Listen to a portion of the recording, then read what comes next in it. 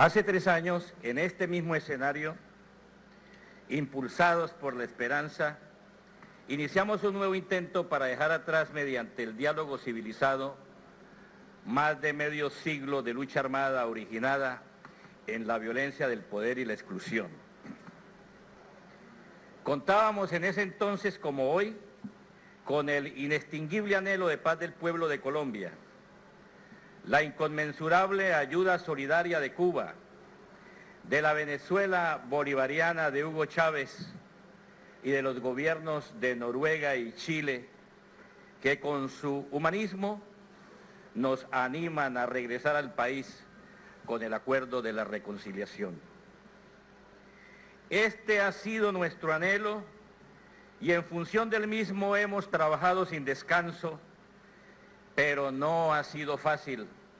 porque aunque tenemos importantes logros parciales que nos han aproximado a la posibilidad cierta del fin del conflicto,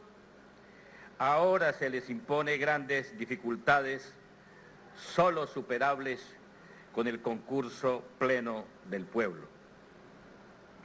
Los avances en la mesa se sintetizan en la firma de 9 acuerdos fundamentales, 3 de ellos referidos de manera directa a puntos específicos de la agenda: reforma rural integral, participación política y nueva política antidrogas, cada uno con salvedades ineludibles que en total suman 28. Estos se complementan con otros entendimientos sobre comisión histórica del conflicto y sus víctimas, comisión para el esclarecimiento de la verdad, la convivencia y la no repetición, agilizar las conversaciones en La Habana y desescalar el conflicto en Colombia, descontaminación del territorio de artefactos explosivos, búsqueda de personas dadas por desaparecidas en el contexto y desarrollo del conflicto, unidad de búsqueda para similares propósitos y un acuerdo de jurisdicción especial para la paz que desafortunadamente venía siendo colmado de incertidumbres luego de su anuncio público. En el presente, y ya desde hace año y medio, intentamos cerrar un nuevo acuerdo que reivindique a las víctimas del conflicto, brindándoles con suficiencia verdad, justicia, reparación y no repetición en condiciones de dignidad y de respeto al conjunto de sus derechos humanos, incluyendo los escamoteados derechos económicos, sociales, culturales y ambientales que generen el buen vivir que claman las mayorías. Este panorama al que se suman los pasos dados por la subcomisión técnica en el diseño de la formulación del cese bilateral del fuego y dejación de armas, es decir, su no utilización en política por la guerrilla y el Estado, muestra sin duda que las perspectivas de alcanzar un acuerdo final brillan como nunca antes en el horizonte de Colombia. No obstante, contra ello conspiran obstrucciones y desavenencias que no debieran estar instaladas como nubarrones que oscurecen la confianza construida con tanto esfuerzo a partir del invaluable apoyo que la gente humilde y otros sectores han brindado al proceso con desprendimiento. El unilateralismo, el empecinamiento intransigente, el egoísmo político excluyente, la ausencia de sentido común, la mezquindad de clase, el incumplimiento de la palabra empeñada por parte del bloque de poder dominante, se siguen atravesando como mulas muertas en el camino. Pero cuánto quisiéramos que el país de unos pocos que describimos en el discurso de Oslo fuera reemplazado con el concurso de los colombianos por un país para todos, en el que ya no exista la miseria, la desigualdad, la exclusión política, las segregaciones de todo tipo y la carencia de democracia. No se puede seguir persistiendo en la aplicación de políticas neoliberales que sacrifican y victimizan al conjunto de la sociedad y en especial a los más pobres, echando por la borda la soberanía nacional y condenan al país a continuar en la confrontación. No se puede seguir despilfarrando el erario público en un gasto militar y de guerra, y menos lanzándolo al foso de la corrupción y a la voracidad mezquina de los privilegiados. Por otra parte, como dice el Libertador,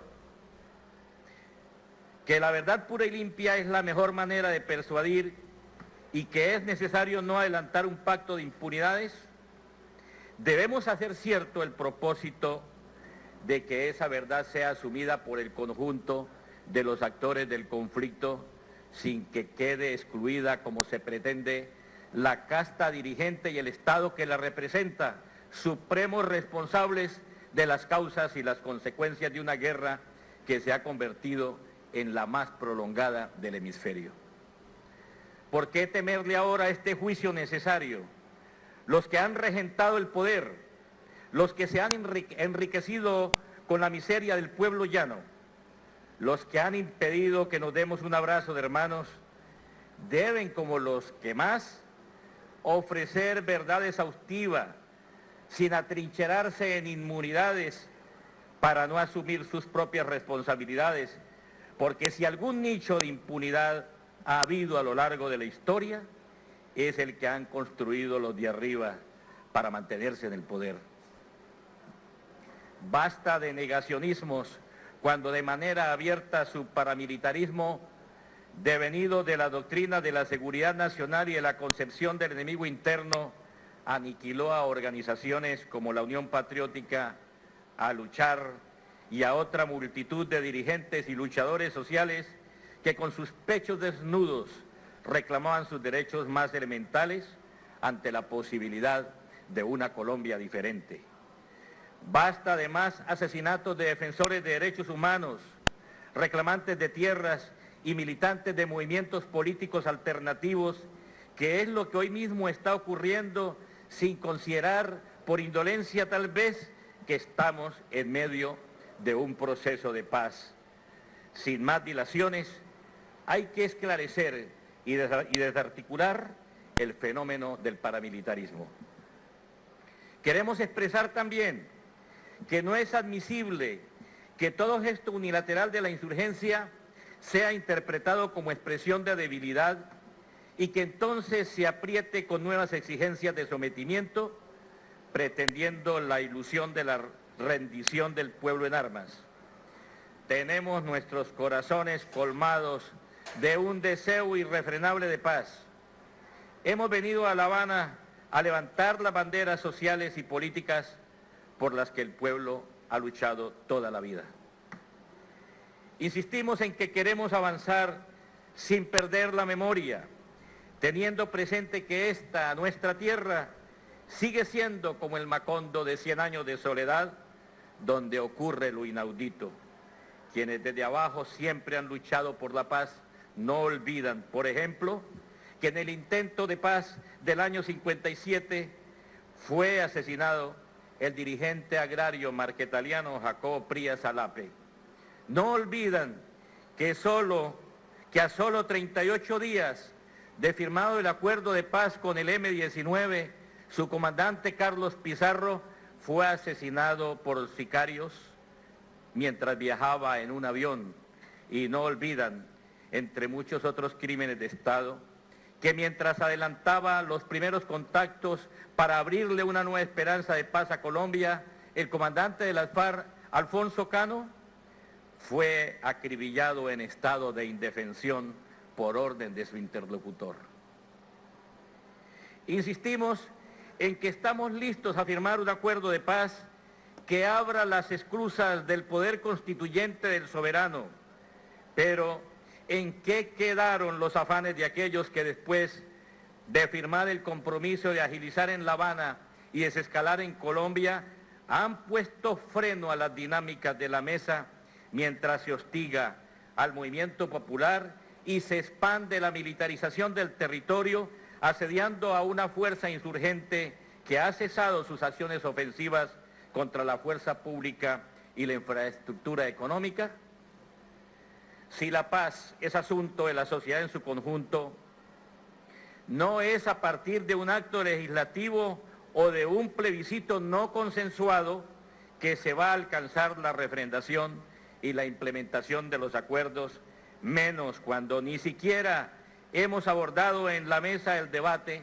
de dicha temática. Para dar un cierre pleno a los asuntos que tocan con el punto fin del conflicto, y en especial su numeral 5 referido a los cambios institucionales, para que esto y el conjunto de los aspectos más complejos de disenso sean resueltos, no hay otro camino de solución que el de una Asamblea Nacional Constituyente, a fin de que sea el pueblo, desplegando todas sus potencialidades, quien otorgue seguridad jurídica al Tratado de Paz duradero, y no ocurra que gobiernos sucesivos se aventuren a borrar con el codo lo que se construya con sacrificio y abnegación. Muchas gracias. Son los diálogos de paz que han tenido lugar en La Habana. Estamos mostrándoles detalles de lo que ha estado aconteciendo. Ha hablado para nosotros en directo el representante de las Fuerzas Armadas Revolucionarias Ejército del Pueblo, Iván Márquez, quien ha estado reseñando que se cumple el tercer aniversario de iniciado este diálogo. Recordemos, es un diálogo que se puso exactamente en debate, se puso en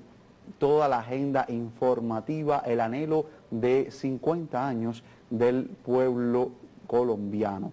Les decía, se cumplen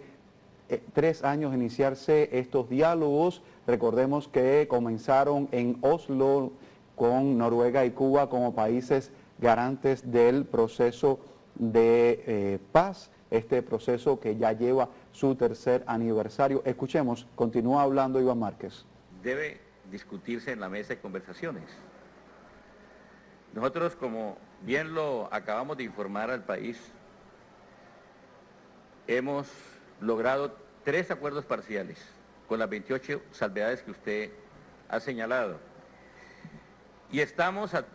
las puertas de lograr un cuarto, pero muy trascendental acuerdo,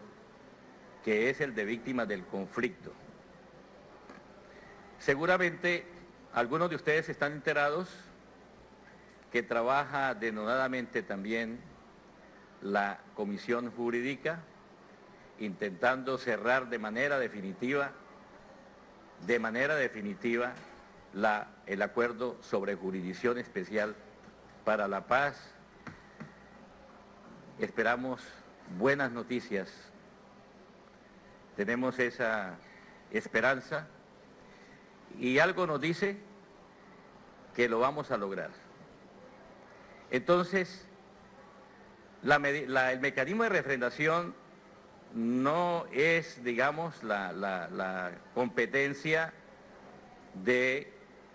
digamos, instituciones que, como el Congreso, no tienen, digamos, la potestad de las partes para definir en la mesa de conversaciones este asunto. El 6º punto de la agenda se refiere precisamente a la implementación, a la veeduría y a la refrendación. Quiero decirles que ese punto no lo hemos abordado, Entonces, algo que no es consensuado, pues no nos obliga. Es lo que decimos también en el día de hoy y lo reiteramos. Creo que debe terminarse, ponerse fin a esa costumbre de imponer salidas a discusiones que tienen que discutirse en la mesa y que son de la soberanía de las partes, buscarle una salida o un entendimiento o buscar el acuerdo mismo en torno al tema en discusión. Y con relación a las 28 salvedades, usted pregunta qué vamos a hacer con las 28 salvedades. Son importantes temáticas las que están en discusión ahí. Nosotros aspiramos a que antes de llegar a la firma del acuerdo final, tengamos la posibilidad de discutir con los plenipotenciarios del gobierno cada uno de estos aspectos. Si no es posible llegar a un acuerdo, a un entendimiento, queremos nosotros dejarle la tarea de dirimir los disensos a la Asamblea Nacional Constituyente que aspiramos sea acogida en la mesa de conversaciones como el mecanismo más idóneo para la referendación, porque ella entraña digamos, la opinión del poder creador, del poder soberano, que es el pueblo, y es el pueblo el único que puede rodear de legitimidad el Tratado de Paz, lo puede blindar jurídicamente frente a pretensiones posibles de gobiernos futuros de reversar lo que se convenga en la mesa de conversaciones. Por eso la consideramos la constituyente como el mecanismo más eficaz para darle certezas a futuro a todo lo que se acuerde en la mesa. Declaraciones de Iván Márquez, representante de las Fuerzas Armadas Revolucionarias de Colombia, Ejército del Pueblo, declaraciones y respuesta a interrogantes de la prensa en La Habana, cuando los diálogos de paz viven su 43º ciclo de conversaciones. Repasó allí Iván Márquez los momentos vividos, enfatizó en la necesidad de llegar a un acuerdo común en favor del pueblo colombiano. Continúan haciendo preguntas los periodistas, escucharemos en minutos sus respuestas. En favor de la paz, abogó Iván Márquez por la eliminación del paramilitarismo. Hemos venido a La Habana, decía, para levantar las banderas sociales y políticas por las que el pueblo ha luchado durante toda la vida. Escuchemos a otro representante del Ejército del Pueblo. En este momento está reunida la subcomisión que tiene en sus manos los desarrollos del acuerdo sobre el componente de justicia, y seguramente en este ciclo podrán informarse detalladamente acerca de los desarrollos que haya tenido esta reunión, y aspiramos a que se pueda asimismo estar informando sobre los desarrollos que hacían falta y, de ser posible, publicar de una vez el texto completo de ese acuerdo. Por el momento no queremos hacer más referencias a ese tema que es tan delicado y que está siendo objeto de trabajo en este momento por la subcomisión que tiene a cargo de esta tarea. Ya en lo que tiene que ver con el último acuerdo que se firmó con relación a restos y a desaparecidos, restos humanos en contexto del conflicto, la semana pasada, en la reunión que se tuvo aquí con representantes del Comité Internacional de la Cruz Roja y el director de Medicina Legal, se acordó un protocolo a través del cual se podrá ya ir al terreno y proceder a desarrollar lo que allí está acordado.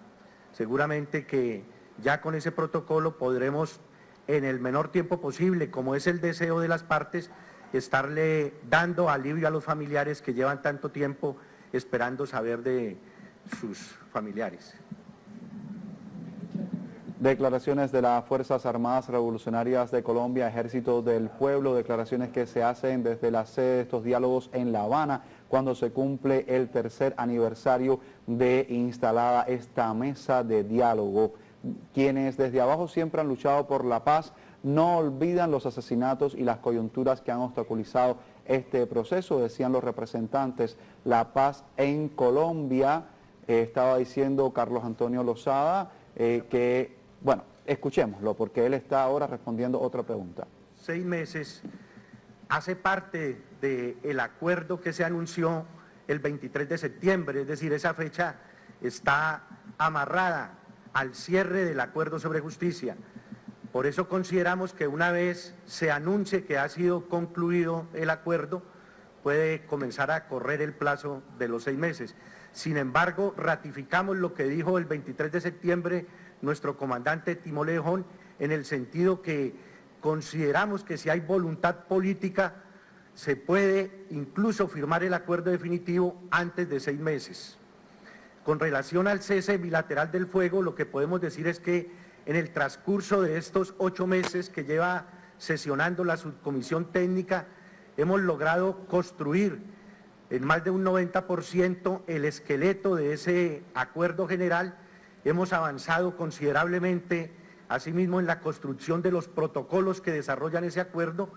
Tenemos diferencias en algunos puntos, pero consideramos que igualmente, si hay voluntad, pudiéramos en breve tiempo estar anunciando la culminación de la construcción del acuerdo, incluido el acuerdo de las partes en lo que tiene que ver con el mecanismo de monitoreo y verificación de ese acuerdo.